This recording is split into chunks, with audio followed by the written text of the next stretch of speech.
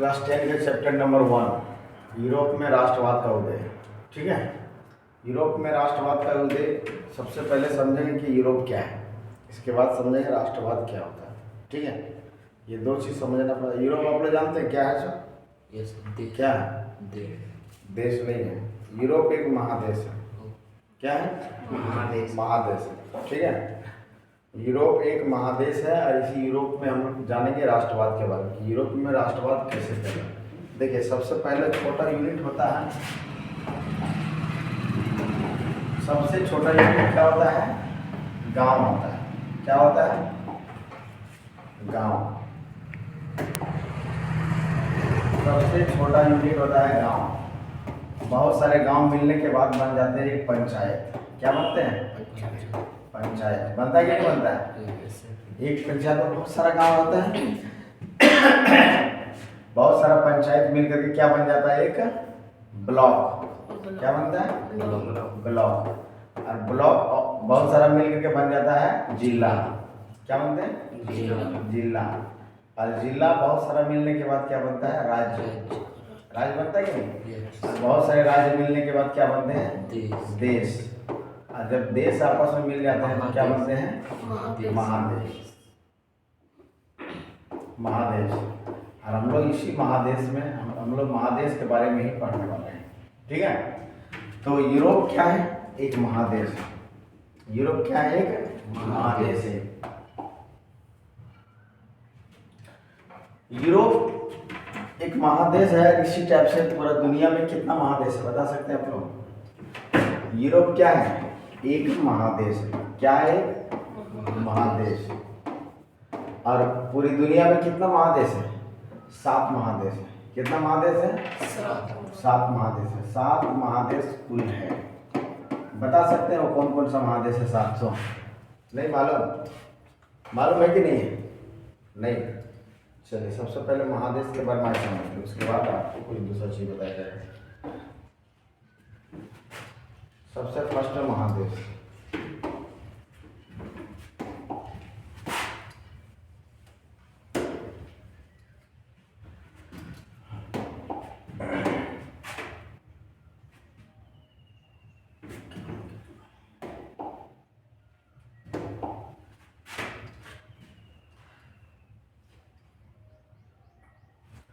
महादेश। ठीक है,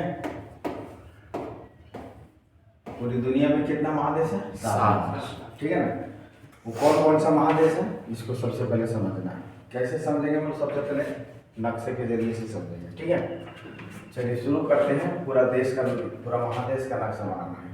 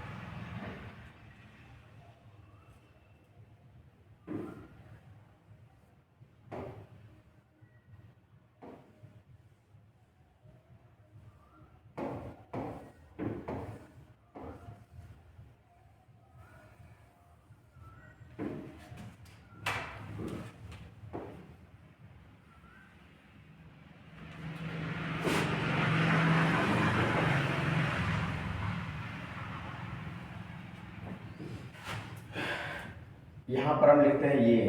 क्या लिखते हैं? ये। यहाँ भी लिखेंगे ये, और यहाँ भी लिख देते हैं ई, और ये ये और यहाँ भी ये।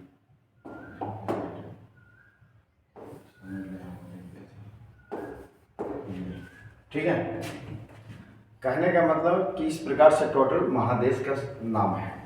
सभी महादेश को ये से समझते हैं हम लोग। ये आप लोग पहला अक्षर होता है कि नहीं पढ़ने वाला? ABCD। और वॉवेल ए के बाद क्या आता है? ए के बाद वॉवेल क्या आता है? तो एक शब्द आपका ए आएगा, एक शब्द आपका ई आएगा। ठीक है ना, और इसी को समझना है और इसी से समझ आना है पूरे महादेश के बारे में। ध्यान से देखिए, कोई भी मैप अगर बनता है, कोई नक्शा बनता है, तो ऊपर वाले हिस्से को कौन सा दिशा कहते हैं? नॉर्थ कहते हैं, यानी उत्तर कहते हैं कि नहीं कहते? तो इसको यहाँ पर ले देंगे नॉर्थ, और नीचे वाला हिस्सा को क्या कहते हैं? साउथ कहते हैं ना जी। ऊपर वाला हिस्सा को क्या कहते हैं? नॉर्थ कहते हैं, नीचे वाला हिस्से को साउथ कहते हैं। तो ऊपर में ये मैप है, इसलिए यहाँ पर एन लिखा गया और यहाँ पर नीचे में इसको लिख दिया यहाँ पर एस लिखिए, ठीक है। और इस प्रकार से एक टेबल ऐसा बन रहा है, देख लो यहाँ पर जो टेबल बन रहा है वो ऐसे टेबल बन रहा है। देखिए यहाँ पर आपका लिखा हुआ ये ई लिखा हुआ है, फिर ये और यहाँ भी ये, ठीक है। अब देखिए यहाँ पर आप दे देते हैं नॉर्थ, यानी कि एन, और यहाँ पर एस, यही वाला टेबल बना हुआ वहाँ पर, इसी टाइप से बनाएंगे ना। और यही आपका महादेश का नाम कैसे है, देखिए एन ए से हो जाएगा आपका नॉर्थ अमेरिका। क्या हो जाएगा? नॉर्थ अमेरिका, जिसको हम लोग कहते हैं उत्तर अमेरिका, उत्तरी अमेरिका। क्या कहते हैं हम लोग इसको? उत्तरी अमेरिका, ठीक है, उत्तरी अमेरिका। अब दूसरा नंबर में एस ए है, तो क्या हो जाएगा आपका? South America. अमेरिका दो ठो है, ठीक है, एक उत्तरी अमेरिका, एक दक्षिणी अमेरिका। इसको कहेंगे हम लोग दक्षिणी अमेरिका। क्या कहेंगे? दक्षिणी अमेरिका, दक्षिणी अमेरिका है। ये क्या है? ई है कि नहीं? ई से हो जाएगा आपका यूरोप, EUROP, जिसको हम लोग यूरोप भी कहते हैं। और यही यूरोप के बारे में पढ़ने जाना हमको, ठीक है, इसी यूरोप के बारे में पढ़ेंगे हम लोग, समझे ना। और ये यहाँ पर नीचे है, इसको कहेंगे अफ्रीका। क्या कहेंगे इसको? अफ्रीका, ठीक है। इसको हिंदी में भी कहा जाता है अफ्रीका। ये भी एक महादेश है। इसके बाद नीचे में ये से हो गया अफ्रीका, और ऊपर में यहाँ पर ये वाला ये जो सबसे ऊपर में, इसको क्या कहा जाएगा? एशिया। इसको हिंदी में भी कहते हैं एशिया, कहा जाता है कि नहीं? एशिया। और नीचे वाला जो सबसे नीचे उधर दिख रहा है, इसको कहते हैं ऑस्ट्रेलिया। ये ऑस्ट्रेलिया, क्या कहते हैं इसको? Australia, Australia. आया समझ में? अब एक जो बस है नीचे में, जिसको कहते हैं अंटार्कटिका। क्या कहते हैं इसको? अंटार्कटिका, अंटार्कटिका, ठीक है। हिंदी में भी इसको अंटार्कटिका कहते हैं, अंटार्कटिका, ठीक है, अंटार्कटिका। तो इस प्रकार से ये सभी महादेश का नाम है। हम लोग को सबके बारे में नहीं समझना है, हम लोग को सिर्फ समझना है यूरोप के बारे में, ठीक है। लेकिन हम आपको बता दें इसलिए ताकि समझ में आएगा कि दुनिया में कितना महादेश है। तो कितने महादेश है दुनिया में? गिन लो तो 1 2 3 4 5 6 और एक नीचे 7 महादेश है कि नहीं? 7 महादेश पूरी दुनिया में, और ये 7 महादेश बन करके पूरा पृथ्वी बना है, ठीक है। हम लोग, मेरा देश जो आ रहा है देखो, इंडिया यहाँ पर है, ये आपका इंडिया का हिस्सा, ठीक है। अब बताइए कि इंडिया कौन सा महादेश में आएगा? इंडिया कौन सा महादेश में आएगा? इंडिया कौन सा महादेश में आएगा? बताइए, फटाफट बताइए। इंडिया कहाँ पर आएगा? इसमें आएगा ना, सबसे लास्ट कोना में ये है ना, ये आपका कहाँ पर है? एशिया। कौन सा महादेश में आएगा? एशिया। ऐसे भी बुलाते हैं कि हमारा महादेश का नाम क्या है? एशिया। देश का नाम क्या है? भारत। और महादेश का नाम? एशिया। आया समझ में? कौन सा महादेश है? एशिया महादेश। हम लोग एशिया महादेश में रहते हैं, लेकिन हमको एशिया महादेश के बारे में नहीं पढ़ना है। हम लोग को पढ़ना है किसके बारे में? यूरोप के बारे में। किसके बारे में? यूरोप के बारे में। यानी कि ये जो भाग आपको दिख रही है, ये वाला जो भाग दिख रहा है ना, इसी के बारे में लोगों को पढ़ना है। अब चैप्टर नंबर 1 में आपका यही दिया हुआ कि यूरोप में कैसे राष्ट्रवाद आता है, ठीक है। समझ में आ रहा है कि क्या है? ये समझ में आ गया है? अब हम लोग जानेंगे यूरोप के बारे में। सबसे बड़ा इसमें कौन सा नजर आ रहा है? देखो, एशिया। एशिया सबसे बड़ा नजर आ रहा है। अगर आपको पूछ देगा कि पूरी दुनिया में सबसे बड़ा महादेश कौन सा है, क्या बताइएगा? और इसमें सबसे छोटा कौन सा नजर आ रहा है? ये है अंटार्कटिका। ये क्या है? ऑस्ट्रेलिया। सबसे छोटा कौन सा होगा? ऑस्ट्रेलिया होगा ना। तो याद रखना, सबसे छोटा महादेश ऑस्ट्रेलिया, सबसे बड़ा महादेश एशिया, जिसमें हम लोग भारत जहाँ पर है वो सबसे बड़ा है। ठीक है, तो सबसे बड़ा। और देखिए हम लोग आप पूछा जाएगा कि बताओ कि ये एशिया महादेश जो दिख रहा है आपको, इसमें क्या सिर्फ भारत है? नहीं, इसमें चाइना भी है, रसिया भी है ना, पाकिस्तान भी है, अफगानिस्तान भी है, बहुत सारा देश इसमें। अब कहेगा सर कितना देश है टोटल मिला के? तो पूरा एशिया में 49 देश है। कितना देश है? 49। कितना देश है? 49 देश है। कितना देश है? 49। आपको अगर पूछ देगा कि एशिया महादेश में कितने देश है, तो आप आराम से बोलिएगा 49 देश है, जिसमें से मेरा देश भी एक आता है, इंडिया भी उसी 49 में से एक आता है। समझ में आ रहा बात? कितना देश है? 49। और इसी तरह से अगर पूछा जाएगा यूरोप में, तो यूरोप में कितना देश है? 44 देश है। कितना देश है? 44 देश है। हालांकि है तो बहुत छोटा, लेकिन है 44 देश। लेकिन अब पूछा जाए कि क्या यूरोप में जितना है उससे ज़्यादा एशिया में कि नहीं? एशिया सबसे बड़ा है, ज़्यादा तो रहेगा ही ना, बड़ा है तो ज़्यादा रहेगा कि नहीं? अब बताइए पूरे महादेश में सबसे बड़ा महादेश कौन सा? एशिया। तो क्या ये सबसे ज़्यादा देश इसी में है? नहीं है, सबसे ज़्यादा देश अफ्रीका में है, 54 देश है। कितना देश है? 54 देश है अफ्रीका में। तो याद रखिएगा पूरी दुनिया में से सबसे ज़्यादा देशों की संख्या अगर है तो अफ्रीका महादेश में। किसमें है? अफ्रीका। इसको हम कहेंगे नॉर्थ अमेरिका। क्या कहेंगे इसको? इंग्लिश में नहीं लिखेंगे, नहीं तो वो इसको कहेंगे उत्तरी अमेरिका। क्या कहेंगे? उत्तरी अमेरिका। ठीक है, इसको क्या कहेंगे? दक्षिणी अमेरिका। क्या कहेंगे? दक्षिणी अमेरिका। आ रहा है समझ में? उत्तरी अमेरिका, दक्षिणी अमेरिका। इसको क्या कहेंगे? यूरोप। क्या कहेंगे? यूरोप। इसको क्या कहेंगे? एशिया।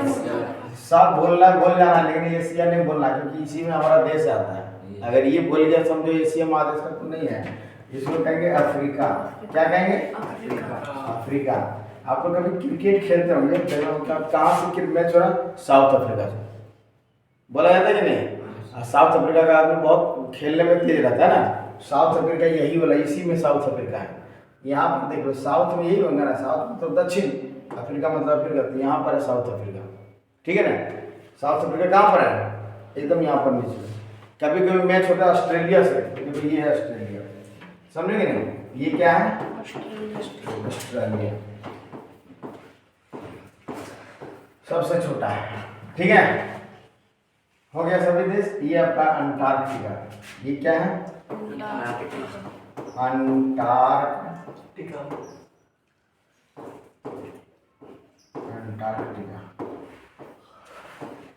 ठीक है, अंटार्कटिका। तो अंटार्कटिका तो बिल्कुल नीचे है। याद रखिएगा अंटार्कटिका के बारे में आपको कभी नहीं पढ़ना पड़ेगा। क्यों नहीं पढ़ना पड़ेगा? क्योंकि यहाँ आदमी नहीं रहता है। यहाँ पर आदमी नहीं रहता है। कौन रहता है? यहाँ कोई भी नहीं रहता है। ठीक है ना? जानवर कभी कभी मिलता, नहीं तो नहीं मिलता। आदमी यहाँ पर बिल्कुल नहीं रहता। इसका क्या कारण है कि ये बिल्कुल एकदम से ऐसी जगह पर है ना जहाँ पर दिन 6 महीना में होता है, 6 महीना में रात होता है। समझ में आ रहा है? यहाँ पर दिन अगर हो गया ना तो 6 महीना तक रात होबे नहीं करेगा। ठीक है ना? और अगर रात कहीं हो गया तो 6 महीना तक दिन नहीं होगा। तो ऐसे जगह पर यहाँ पर, इसीलिए यहाँ पर आदमी नहीं रहता है। यहाँ पर लोग सिर्फ रिसर्च करने के लिए जाता है, खोज करने के लिए, कोई भी एक्सपेरिमेंट वगैरह कर रहा है, कोई भी प्रयोगशाला से कोई भी चीज़ बनाने का काम कर रहा है ना, तो इस सब जगह पर। क्योंकि ये बहुत ही ठंडा जगह है, इतना ठंडा है कि यहाँ पर आदमी नहीं रह सकता, इसीलिए इस जगह पर आदमी नहीं रहता है। बाकी इन सभी देशों में आदमी रहता है। ठीक है, सभी जगह पर क्या रहता है? आदमी लोग रहते हैं। इंडिया में भी आदमी है कि नहीं? अभी जानते हैं भारत में सबसे ज़्यादा आदमी रह रहा है। पूरे देश में सबसे ज़्यादा जनसंख्या कहाँ पर है? भारत में जनसंख्या सबसे ज़्यादा है। तो हम लोगों को पढ़ना किसके बारे में? यूरोप के बारे में। समझ में आ गया? इसको हटा दिया जाए।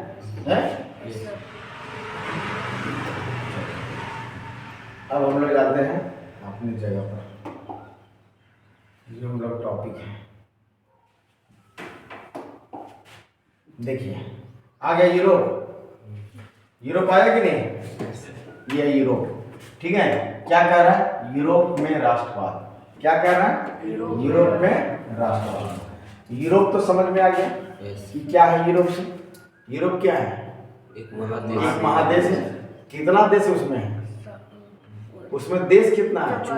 44 देश। कितना देश है? 44 देश। अब सभी 44 देश के बारे में हमको नहीं पढ़ना, कुछ कुछ देश के बारे में पढ़ना है, ठीक है। तो समझ लो यूरोप, यूरोप तो समझ में आ गया। आप समझे राष्ट्रवाद। क्या समझ लें?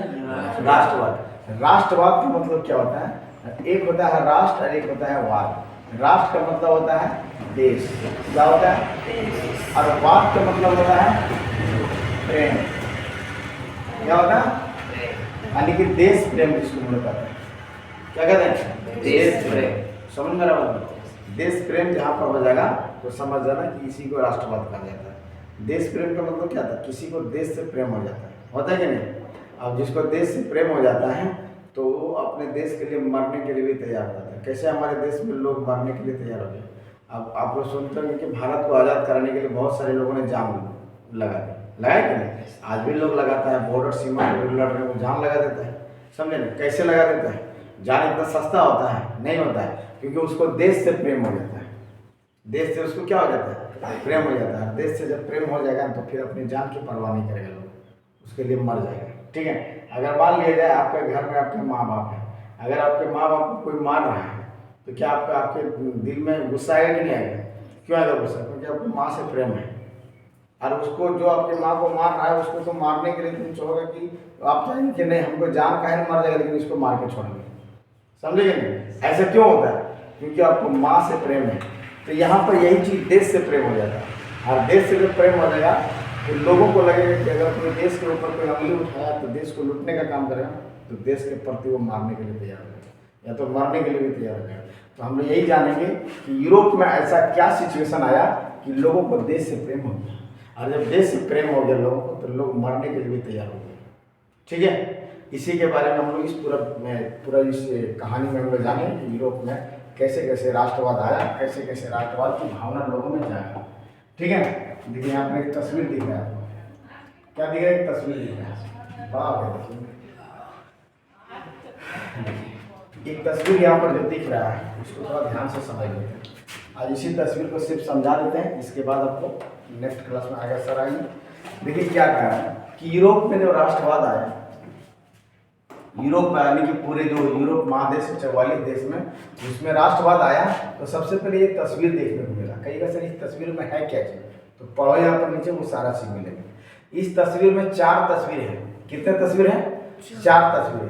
पहला तस्वीर देखो यहाँ से, पहला तस्वीर यहाँ से, ठीक है, एक तस्वीर समझ में आ रहा हो? दूसरा तस्वीर ये वाला है, ठीक है। एक तस्वीर यहाँ पर देखो, ये लाइन में दिख रहा है ना, ये लाइन, ये भी एक तस्वीर है, समझे कि नहीं? और एक तस्वीर यहाँ पर नीचे में देखो, कुछ कूड़ा कचरा नहीं लगता फेंका हुआ, लग रहा है कि कुछ कूड़ा कचरा फेंका हुआ। तो कुल मिलाकर इसमें कितना तस्वीर है? 4 तस्वीर। एक तस्वीर, 2 और एक लाइन वाला, ये 3 और एक 4, समझे कि नहीं? ये 4 तस्वीर का एगो अलग अलग तस्वीर था, इसको एक साथ में बना दिया। किसने बनाया? उस व्यक्ति का नाम था फ्रेडरिक सेरियो। किसने बनाया? फ्रेडरिक सेरियो ने। फ्रेडरिक सेरियो ने बनाया इस तस्वीर को। अरे यार,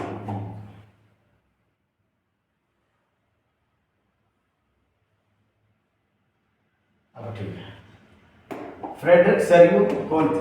देखिए यहाँ पर ये तस्वीर कब बनाया है? ये तस्वीर बनाया 1848 में। कब बनाया है? 1848 में। 1848 में एक व्यक्ति था फ्रांस का। कहाँ का व्यक्ति था? फ्रांस। आपका ये फ्रांस क्या है? तो यूरोप का एक देश का नाम है। यूरोप महादेश देखे थे ना, यूरोप महादेश में 44 जो देश था, उसी 44 देश में से एक देश का नाम है फ्रांस। क्या देश का नाम है? फ्रांस। फ्रांस एक देश का नाम है, समझे कि नहीं? और इसी फ्रांस के एक व्यक्ति का नाम था जिसका नाम था फ्रेडरिक सेरियो। इसी ने ही बनाया था चित्र। और इसमें कितना चित्र टोटल? 4। कितना चित्र है? 4। और ये चारों चित्र का एगो सीरीज बनाया था, एक श्रृंखला बनाई थी। और इसमें क्या कहा था उन्होंने? कहा था कि ये मेरा सपना था। क्या था? सपना कि ये मेरा विचार था, मेरा सोच था कि हम एक दिन ये 4 तस्वीर को बनाएंगे। समझे कि नहीं? आप कहेंगे सर ये 4 तस्वीरें क्यों बनाया था, क्या इसमें है कहानी? इसमें बहुत बड़ा कहानी है। इसमें पूरे यूरोप में कैसे क्रांति फैला था ये सारा चीज़ इसमें दिखाया गया है। ठीक है ना? कैसे दिखाया देखिए यहाँ पर। इन्होंने क्या किया, एक संसार को रचा और इस संसार को अपने शब्दों में और जनतांत्रिक सामाजिक गणतंत्र को मिला करके बनाया था। कहा कि इसमें एक संसार को बनाया, ये जो पूरा है ये दुनिया को बनाया। दुनिया में क्या होता है, आसमान होता है कि नहीं? तो आसमान में कौन लोग रहते हैं? भगवान लोग रहते हैं। देखो ये ईसा मसीह है, ये कौन है? और अपना हाथ से ऐसे क्या दे रहा है, वो आशीर्वाद दे रहा है। सबको आशीर्वाद देता है कि नहीं धरती पर? यहाँ पर धरती पर रहने वाला सब लोग हैं। ये सभी कौन लोग हैं? ये सभी देश हैं। कौन है? देश है। ये झंडा आप देख रहे हैं, झंडा का मतलब होता है देश, है ना? ये भी झंडा का मतलब होता है देश, ये भी झंडा मतलब देश होता है। सभी देश का झंडा लेकर के जा रहे हैं। कहने का मतलब सब लोग जो सो ये झंडा लेकर के जा रहा है। अब कैसे ये कहाँ जा रहा है?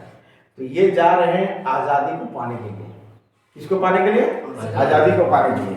कैसे आज़ादी पाएगा? ये देखो, ये क्या है?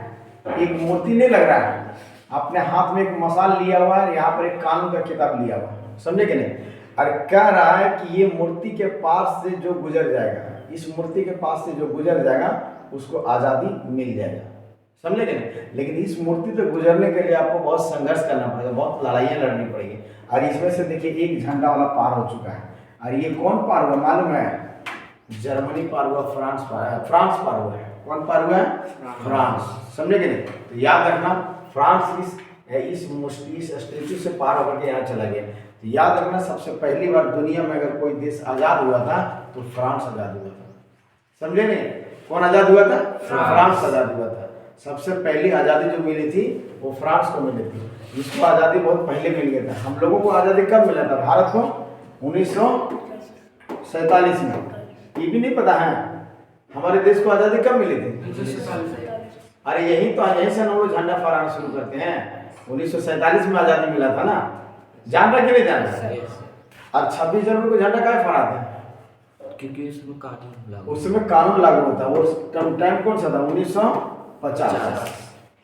हम लोगों को आज़ादी 2 बार मिला है। एक बार अंग्रेजों से आज़ादी यहाँ मिला और एक बार कानून मिला कि हमको संपूर्ण आज़ादी यहाँ मिला था। ठीक है ना, कंप्लीट आज़ादी। और यहाँ के बाद से हम लोग पूरी तरह से आज़ाद हो गए।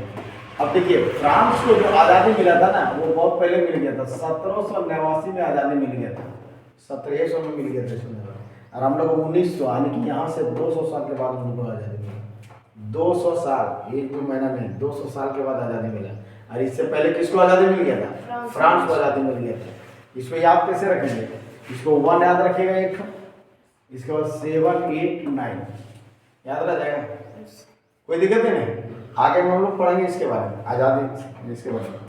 देखिए इस श्रृंखला के पहले चित्र में, पहला चित्र को देखिए, में यूरोप और अमेरिका को लोग दिखाए गए हैं और सभी उम्र के एक सामाजिक वर्ग के स्त्री पुरुष एक लंबी कतार में जा रहे हैं। सभी लोग लंबी कतार में जा रहे हैं कि नहीं? और स्वतंत्रता की प्रतिमा की वंदना करते हुए जा रहा है। स्वतंत्रता की प्रतिमा कौन सा है? यानी कि आज़ादी का ये है, आज़ादी का प्रतिमा मतलब मूर्ति। कहने का मतलब सभी लाइन में खड़े हैं और ये आज़ादी का जो मूर्ति है, आज़ादी का मूर्ति है, इसी मूर्ति की वंदना करते हुए जा रहे हैं। समझ में आ रहा है? वंदना मतलब गीत गाते हुए जा रहे हैं। ठीक है, आपको याद होगा, क्या याद होगा नीचे बताते हैं।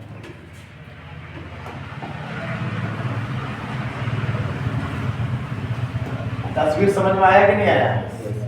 आपको कहता है कि याद होगा, क्या याद होगा? देखिए यहाँ आपको याद होगा कि फ्रांसीसी क्रांति के दौरान कलाकार स्वतंत्रता के महिलाओं के रूप में प्रदान किया करते थे।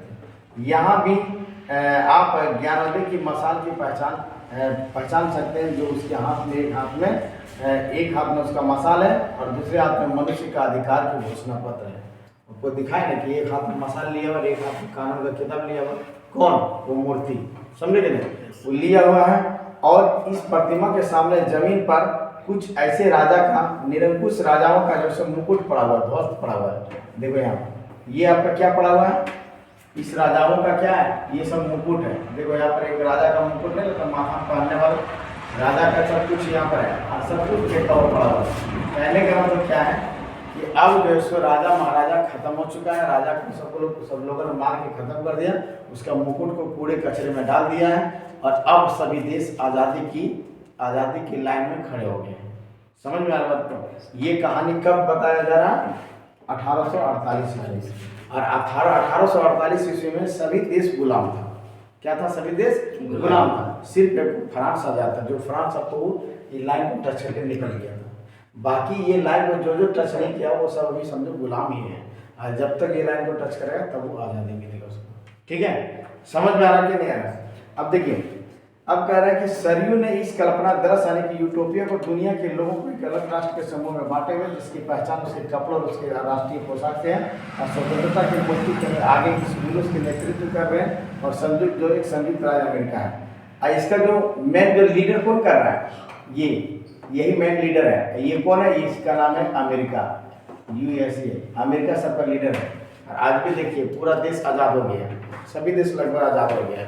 अभी के समय में कोई देश गुलाम नहीं है, समझेंगे नहीं, सब देश आज़ाद है। और सभी देश का मालिक कौन है? अमेरिका है, क्योंकि अमेरिका में ही बना है क्या? United state of America. समझेंगे नहीं, अमेरिका में ही बना है क्या चीज़? क्या बोलते हैं उसको?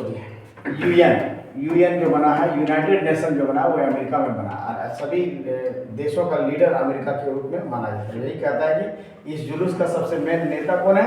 अमेरिका। कौन है? अमेरिका। और स्विट्जरलैंड, जो तब तक एक राष्ट्र बन चुका था, जो फ्रांसीसी क्रांति के तिरंगे से पहचाना जा सकता है। इसके बाद आपको नेक्स्ट क्लास में बताया जाएगा कि ये क्या चीज़ है।